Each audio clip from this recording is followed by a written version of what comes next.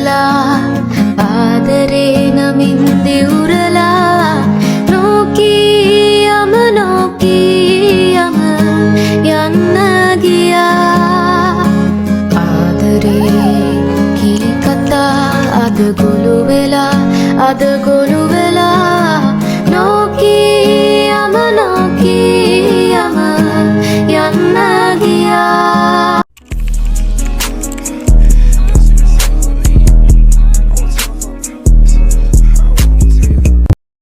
චෝටිමානිකා මායාව රෝසමල් වත්තකට.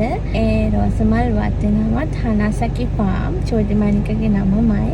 ඉතින් රස්නේ කාලේ තමයි රෝසමල් පිපෙන්නේ. දැන් අදත් හොඳටම අවුවයි. ඉතින් රෝසමල් මං එද්දි දැක්කා පිරීලා තියෙනවා. මම මේකට කලින් ආවා අම්මයි තාත්තයි එක්ක. එතකොට මල් පිපිලා තිබුණේ නැහැ සීත කාලෙදී.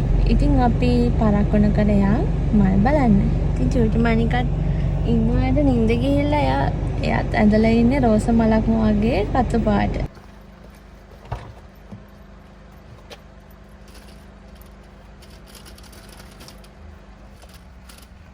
ගොඩේ කාලෙකින් නේද? ඔයාලට ඉතින් කොහොමද? හොඳින් ඉන්නව නේද? මට ටික කාලෙකට වීඩියෝ එකක් කරගන්න බැරි වුණා.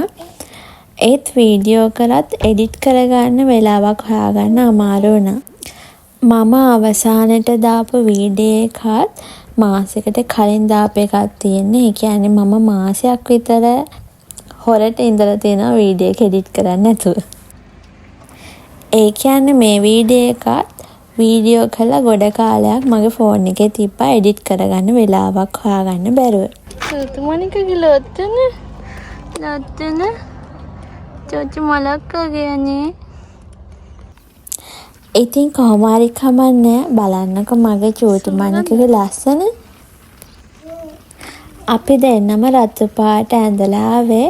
චෝටිමානික තමයි ඉතින් ලස්සනම අයත් රෝස මලක් වගේ ඉන්නව නේද?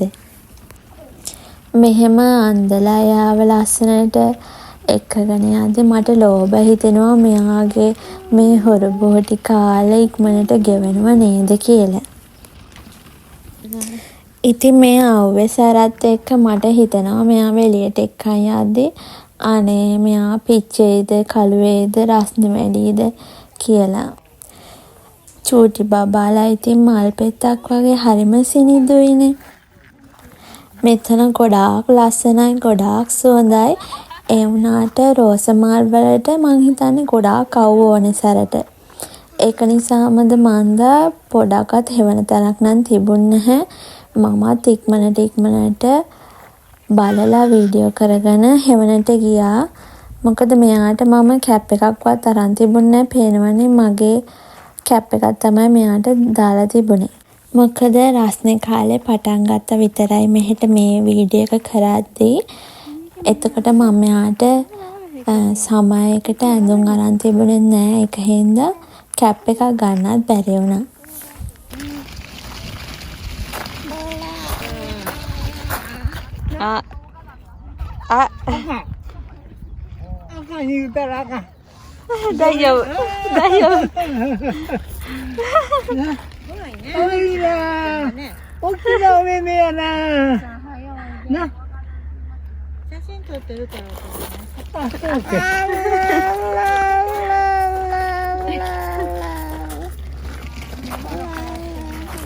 ජපානයේ ආච්චිලා සීයලාගෙන් තමයි මෙයාව බේරගන්නම අමාරු. මොකද ඒගොල්ලෝ කියන්නේ මෙයාගේ ඇස් ලොකු නිසා ඇස් ලොකුවට තියෙන චූටි බෝනික් එක් වගේ කියලා.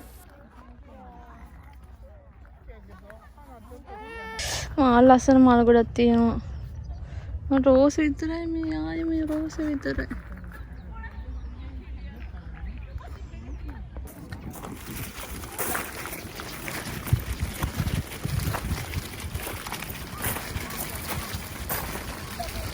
අවුවයි හැබැයි ඉතින් මේ මල් ලස්සනයි සුවඳ. පාට මල් තියෙන දැකලවත් නැති මල් තියෙනවා ගොඩක්. මේ මෙතන තියෙන පෙති ගොඩාක් තියෙනවා. පෙති අඩු ඒවා තියෙනවා.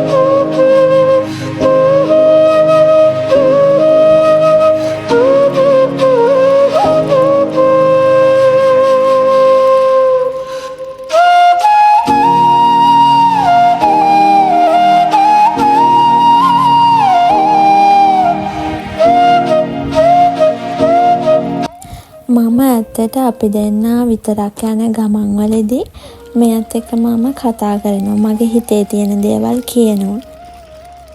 මොන හරි ලස්සන දෙයක් දැක්කාම ඒක ලස්සන නේද මැනික කියලා අහනවා. එයාට තේරුණා නැත මම එයාත් එක්ක කතා කරනවා. එතකොට මට පාළුවක් නැහැ. ඇත්තට මෙයා මගේ යාළුවෙක් වගේ. මම ගොඩක් උත්සාහ කරනවා එයාට යාළුවෙක් වගේ අම්මා කෙනෙක් වෙන්න. ඉතින් පුළුවන් වේද බැද්ද දන්නේ නැහැ. ඒ වුණාට මට තේරෙන්නේ නැහැ එයාට හොඳ නරක කියලා දෙන්න. මට යාළුවෙක් වෙලා පුළුවන් වේද කියලා. ඒත් මම උත්සාහ කරනවා ඉතින් යාළුවෙක් වගේ ඉන්න. තාම ඉතින් එයාගෙන් අහන්න බෑනේ මම ඔයාගේ යාළුවෙක්ද කියලා. ඒත් චෝටි මානික නම් මගේ දැනටමත් හොඳ යාළුවෙක්. මොකද අපි දෙන්නා හැමතැනම යනවා. එයයි මයි ඇවිදින්න යනවා. ඉතින් මට තනිකමට හොඳ යාළුවෙක් තමයි එයා. මොකද හැම වෙලේම ළඟ ඉන්න යාළුවෙක් අපිට හොයාගන්න අමාරුයිනේ. යාළුවෙක් වුණත් එයාගේ ජීවිතය හදාගෙන එයා ජොබ් එකක් කරන්න ඕනේ. එයාට එයාගේ වැඩ කොටසක් තියෙනවා. ඒවා කරලා අපිත් එක්ක කතා කරන්න වෙලාවක් එයාට හොයාගන්න බැරි වෙන්න පුළුවන්. අපිත් එක්ක ඇවිදින්න යන්න වෙලාවක් හොයාගන්න බැරි වෙන්න පුළුවන්. ඒත් ඉතින් මට චෝටි මණික නම් හැමතිස්සෙම මගේ ළඟ ඉන්න යාළුවෙක්.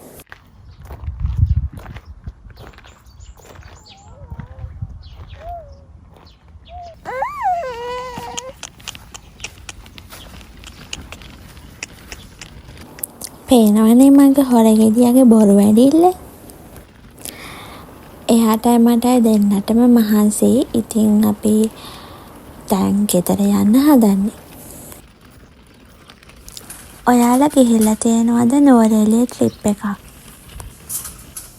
ගිහිල්ලා තියෙනවා නම් අන්න ඒ ෆීලින් එක තමයි මේ මල් පාකයේදී දැනෙන්නේ. ඒක ඇතුළේදී ජපානය කියලා හිතන්න බෑ.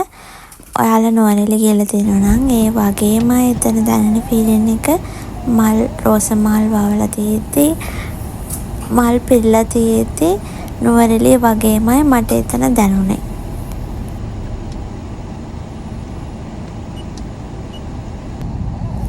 චෝටි මානික නම් ටික දොරක් යද්දිම මහන්සියට එයාට නිින්ද ගියා. ඉතින් මම තීරණය කළා හවසට කෝපි එකකුත් අරගෙන බීලම හිමීටම ගෙදර යනවා කියලා. මොකද චෝටි මානික නිදි නිසා.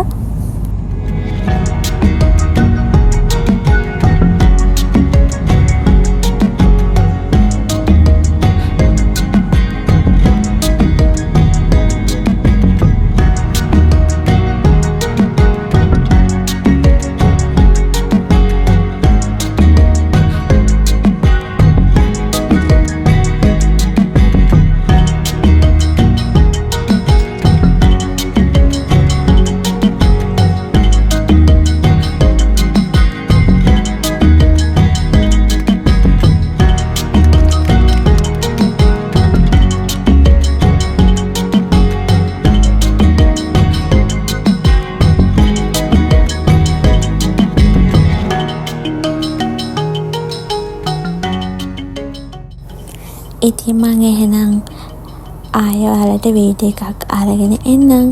එතකන් ඔයාලා පරිස්සමෙන් සතුටින් ඉන්න.